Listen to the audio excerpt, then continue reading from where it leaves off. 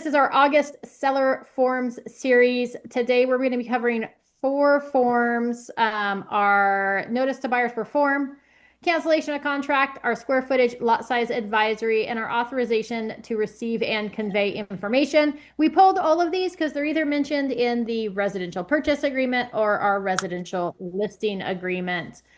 Fabulous. We're going to pop back up to the top then. We've got our notice to buyer to perform.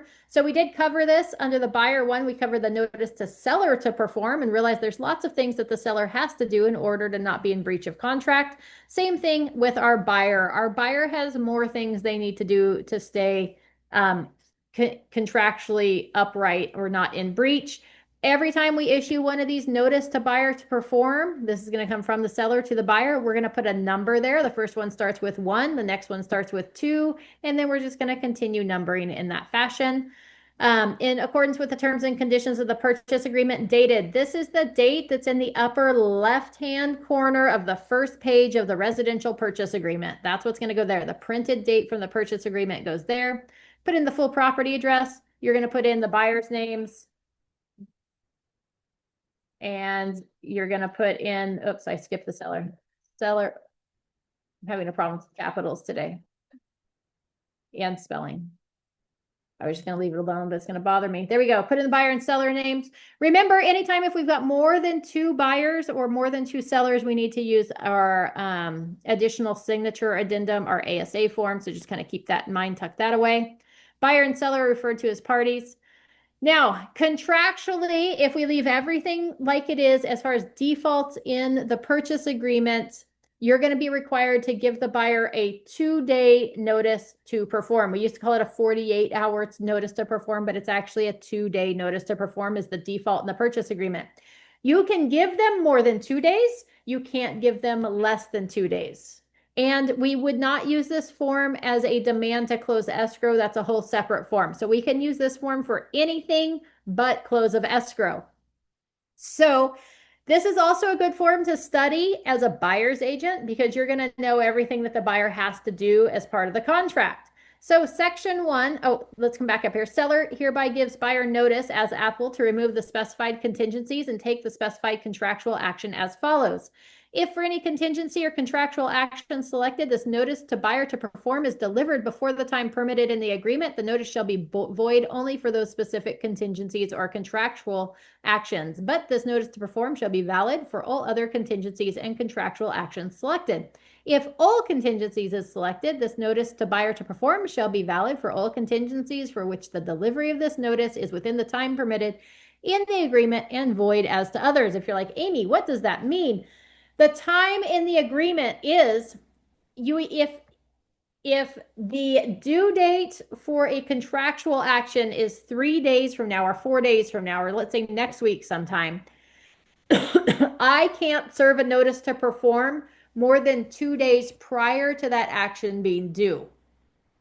Okay, even if I say, hey, it's 5 days, I'm giving you 5 days to perform, I'm giving you till that date, you still can't serve it 2 days, more than 2 days prior to the due date of that action. Okay, so we can't get into contract and serve a notice to perform for all things in the contract. That's why they're trying to prevent you from doing that.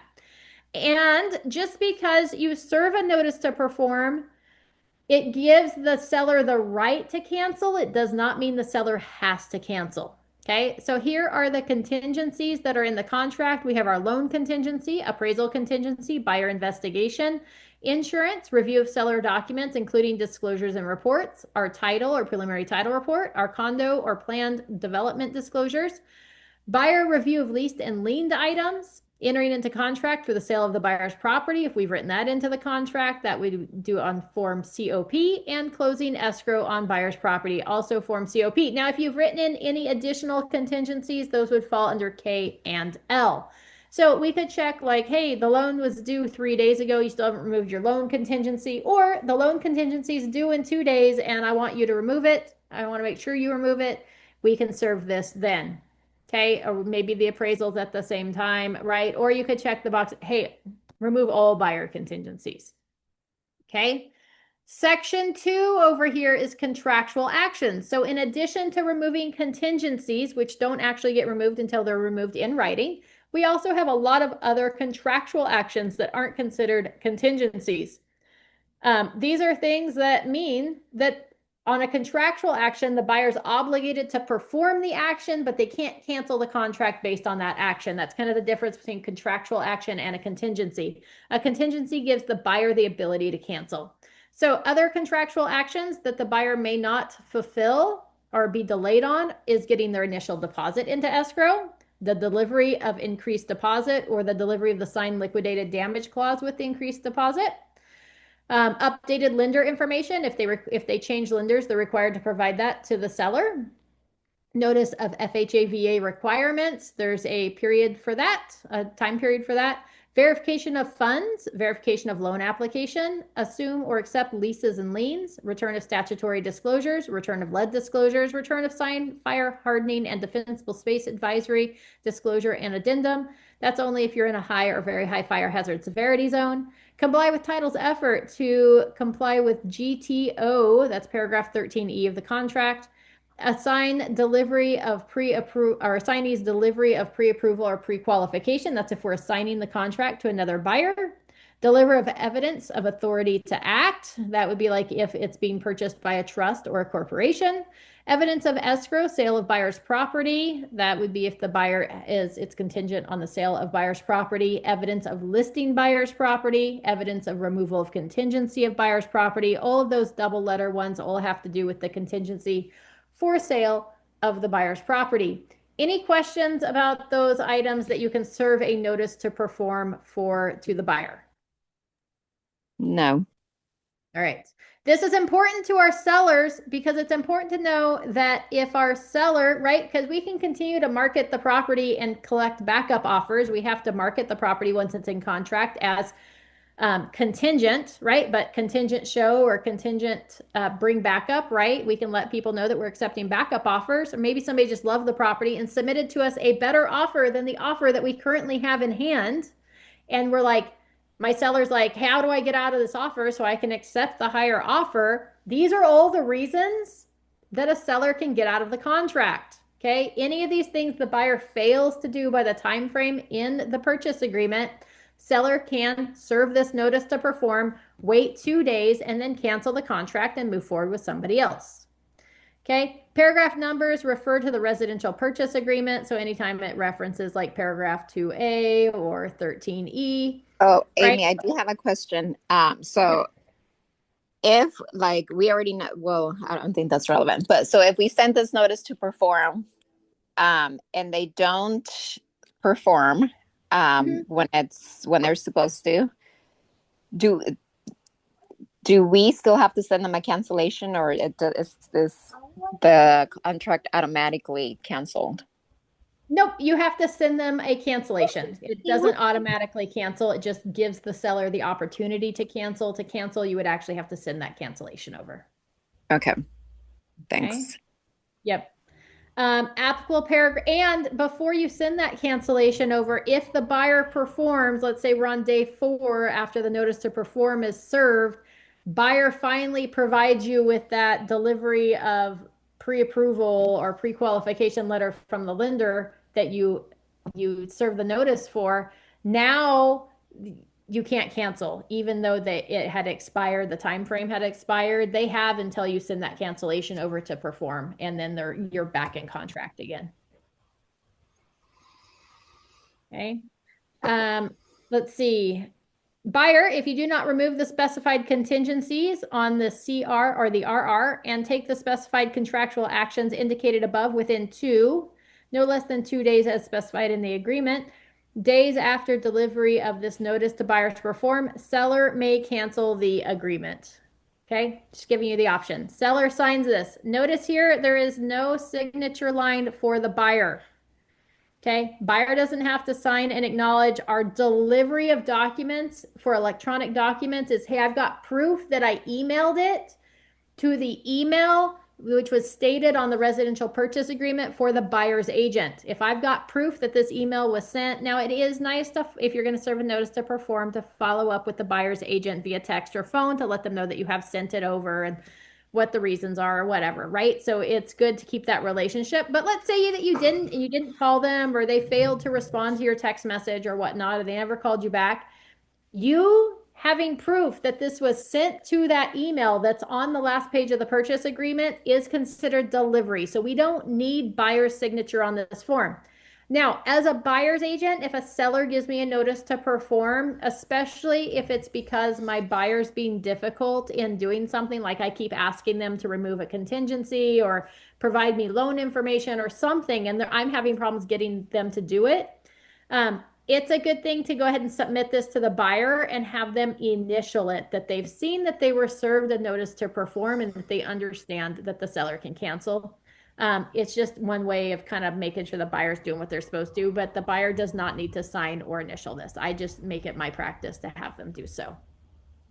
On our notice to perform, keep in mind too, that per the contract, performance days, if they fall on a weekend or a holiday, it rolls to the next business day. So if I serve my notice to the buyer to perform today, which is Thursday, Friday is day one, Saturday is day two. They have till the end of the day on Saturday to perform, except that it's a weekend, which means it's actually going to roll to Monday. They have till the end of the business day on Monday to perform. I actually usually just give them till like midnight on Monday. So whatever the performance day is, I give them till midnight. And then I could serve the cancellation on Tuesday morning. Okay. So if Monday was a holiday, I served it today. They actually are going to get Friday, Saturday, Sunday, Monday, and then Tuesday is the first business day. So that would be their performance day. They would have all day on Tuesday to perform.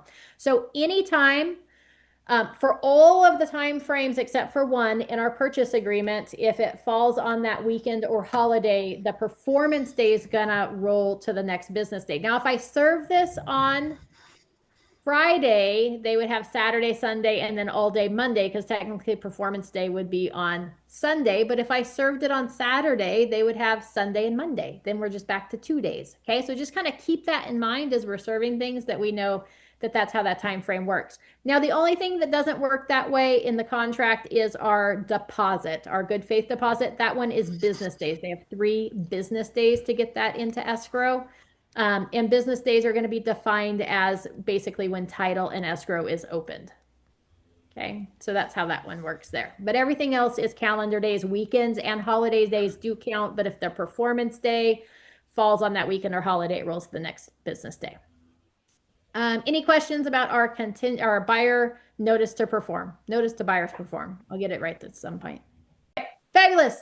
That wraps up our forms for today. Again, we had that notice to buyer to perform, our cancellation of contract, our square footage and lot size advisory and disclosure, and our authorization to receive and convey information. And we'll be back next week. Let's see here. Let's see if I've got it pulled up. It doesn't look like it, because I was going to tell, oh, it could be on the calendar. Let's see what's next week. Thursday. We have next week, oh, we're covering the solar form, which is super important. It should be included in all transactions with solar, but we're not seeing it often enough. Our request for repair, our SXA, which is seller's intent to exchange, and our WFDA, which is our wildfire disclosure and advisory. So we'll be covering those forms next Thursday at 9 o'clock, same link. If you want to suggest trainings for our training series that will start up in September for the fall, there's a link in the chat box you can click on, and you can let me know what trainings you would like to see. Oh, and on August 28th at the end of the month, so in like 2 weeks from today, we have Bob Brand coming back, who is our staying out of court expert. He is fabulous. He'll be on at 9 o'clock on Zoom. He is the one that did our Avid training, and then I can't remember exactly what was covered under the last training. I think it had more to do with disclosures, but he always has some really good information. I even learn from him every time I listen to him. So he'll be here on the 28th. So make sure you tune in for that one, and we'll see you next week. All right. Amy. Thanks. Yes, Adriana. Do you have like 3 minutes? I have 3 minutes. Jake, Okay. I'll reach out to you in the next day or so. You'll hear from me, and we'll just touch base, make sure you've got everything that you need to get started. Okay. Okay. Thank you.